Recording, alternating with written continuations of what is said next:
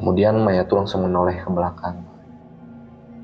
Dan yang mengejutkan, tidak ada siapa-siapa.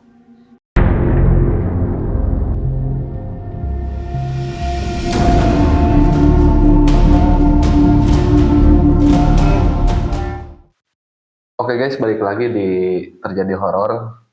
Seperti biasa untuk segmen kali ini kita mau ceritain lagi cerita-cerita horor dari teman kita yang udah ngirimin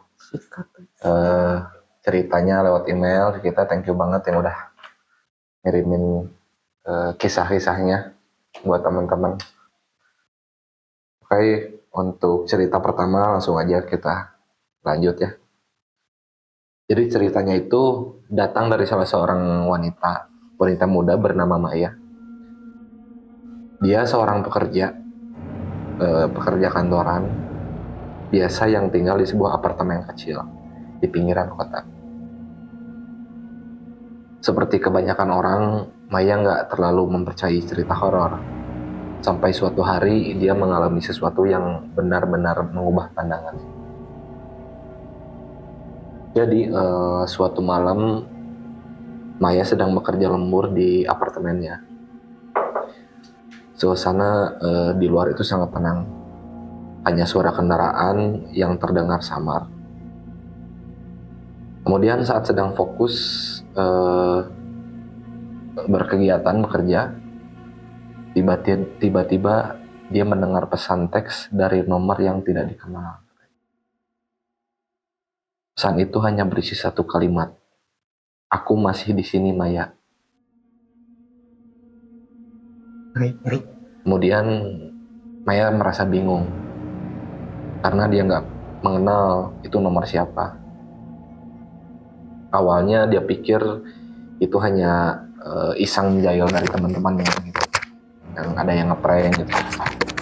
Tapi saat dia balas pesan itu, terus datang semakin aneh dan mengganggu katanya.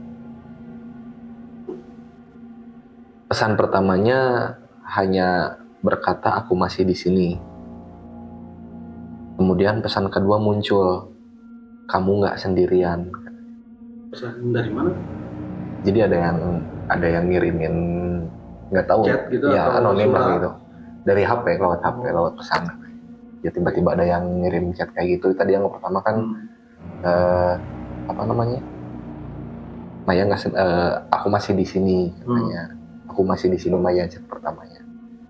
Kemudian chat keduanya tuh muncul lagi, kamu nggak sendirian, lihatlah di belakangmu, kata yang ngirim pesan itu. Kemudian Maya tuh langsung menoleh ke belakang. Dan yang mengejutkan, tidak ada siapa-siapa. Pintu balkon tertutup rapat dan apartemen itu tampak kosong. Maya merasa ketakutan dan langsung memblokir nomor tersebut. Dia langsung diblok. Tetapi malam itu pesan-pesan aneh itu terus datang. Kali ini lebih mengerikan. Chat berikutnya, aku tahu kamu selalu bekerja sampai malam. Kamu nggak pernah sendirian. Selang beberapa waktu lama kemudian pesan-pesan itu semakin keganggu lah gitu. Jadi spam lah ya gitu, jadi nggak tenang lah gitu si Maya. Jadi seolah-olah tahu persis lah apa yang sedang dia lagi, kayak yang ada yang nguntit gitu. Kemudian setelah Maya memblokir nomor itu, dia berusaha menenangkan diri. Namun di tengah malam yang sunyi, ponselnya berdering lagi. Kali ini bukan pesan teks, tapi sebuah panggilan suara. Maya ragu, namun akhirnya dia mengangkat telepon. Di ujung telepon hanya terdengar suara hening sejenak. Kemudian suara tawa pelan yang membuat bulu kuduk merinding. Tawa itu terdengar seperti tawa seseorang yang mengenalnya, namun bukan suaranya. Maya terdiam. tawa itu terdengar sangat nyata, bahkan seolah-olah berasal dari dekat di areanya. Kemudian Maya mencoba menekan tombol untuk menutup telepon, tapi suara tawa tersebut makin jelas, seolah-olah ada seseorang di ruangan itu yang tertawa tepat di belakang.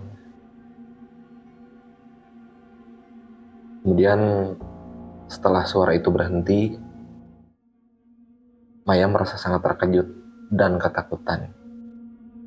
Dia memeriksa seluruh apartemennya, mengecek setiap ruangan dengan cermat, tapi nggak ada apa-apa. Jadi nggak ada yang nampak mencurigakan. Tapi anehnya setiap kali Maya menoleh, dia merasa seperti ada sesuatu yang mengikutinya. Seperti bayangan yang bergerak cepat gitu. Di sudut, ya, di sudut, di, ya kayak gitu. Di sudut matanya gitu, kayak kelebatan kelihatan gitu. Maya tidak tahu harus berbuat seperti apa. Perasaan takutnya semakin membesar dan dia mulai merasa seperti tidak sendirian. Setelah beberapa jam yang sangat menegangkan, Maya akhirnya memutuskan untuk tidur. Namun saat ia membuka laci meja, tepat dia menyimpan ponselnya, ada sebuah benda yang aneh. Sebuah foto lama yang menunjukkan dirinya, namun di dalam foto tersebut ada sosok bayangan yang tidak dikenalnya. Kayak yang jual-jual ayam. Jual-jual ayam. Jadi foto Tiba-tiba si Maya ya, ada bayangan. ya ada bayangan di belakangnya. Foto di tempel, foto yang udah ditempel. Jadi pas dia tuh pas mau tidur, pas di kamarnya, pas buka laci, dekat HP-nya tuh ada foto. Oh. Tapi lokasinya di mana itu di foto itu di rumah apa?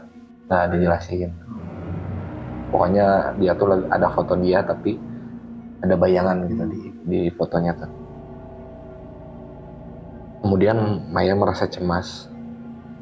Dia tidak ingat pernah mengambil foto seperti itu.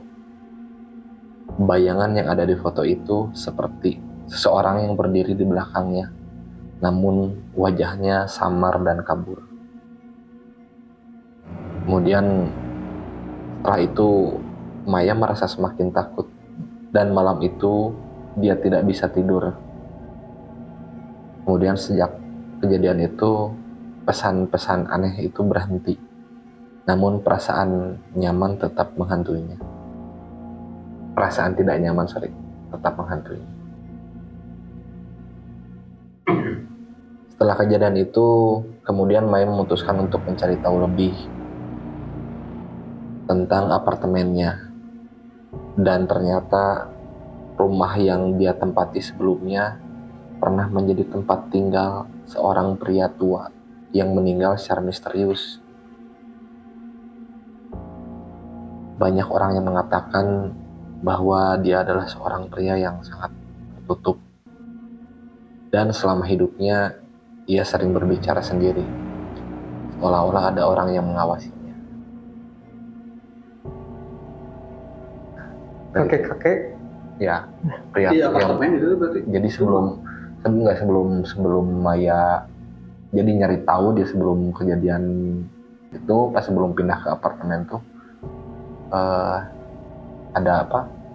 Dia tuh kan tinggal di rumah gitu. Ya, pas sebelum tinggal di rumah itu tuh kayaknya dia cari tahu informasi bahwa sebelum Maya di rumah itu ada penghuni lain. Ya, orang pria tua yang mungkin kakek-kakek yang dikatakan tadi nggak apa. Yang itu tuh kakek-kakek itu tuh muncul di foto itu mungkin. Kayaknya mungkin. Sekelebatan. Tapi kata Maya juga dibilangin dia tuh belum pernah tahu ada foto kayak gitu dia. Belum pernah nyetak foto ya, itu gitu ya. Tiba-tiba ada. Ojol. Tapi di rumah itu Di apartemen itu. Nggak di rumah. Jadi sebelum ke Sebelum apartemen, pindah ke apartemen itu dia Jadi tempat di rumah. sama ya orang tuanya. Nggak tahu cuman sebelum nempatin di apartemen, nah itu pernah tinggal di satu rumah. Gak di spesifikkan lah ya. Iya. Gak disembunyikan mungkin. Ada apa ya, ini kisah horornya tuh agak berbeda jadi lewat Tapi media gitu. Media kan kumah hanya kakek-kakek gitu tapi unik. Ya. Main handphone. Mungkin kenapa dia bukan nyantumin ya. Di akhirnya tadi dari ceritanya dia ada apa kejadian kayak gitu, ada kakek-kakek ya pria tua, mungkin dia tuh kayak pernah mengalami apa gitu. Cuman dia nggak nyeritain Kayak dejavu. Ya nyeritain apa namanya kejadian itu. Cuman kayaknya Maya tuh mungkin gitu ya. Kejadian ada foto itu. Tiba-tiba kemungkinan besar si bapak tua itu yang penghuni sebelum si Maya etanya. Tapi bisa ini kan kalau misalnya yang foto temennya kayaknya Maya nggak pernah ya. Mungkin bisa. Tapi kan sebelum perasaan Maya itu kan katanya tadi kayak ada yang ngikutin gitu, ada yang ngunti. Jadi setelah banyak teror dari pesan tersebut kan dia tuh nggak tenang, seolah-olah banyak ada yang ngikutin. Berarti dalam chat SMS apa sih SMS itu ada nomor providernya gitu kan? Ang kenal nomornya Kalau dirahasiakan mungkin.